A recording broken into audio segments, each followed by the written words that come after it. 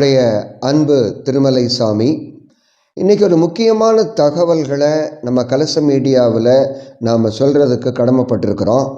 அதாவது கோம்பைக்காடு பிரம்மதீர்த்தம் அந்த இடத்துல ஐயாவனுடைய திருவுருவச் சிலை எல்லாரும் வந்து ஐயாவை வணங்கிட்டு அவருடைய அருளை பெற்றுக்கொண்டு தான் செல்கிறார்கள்.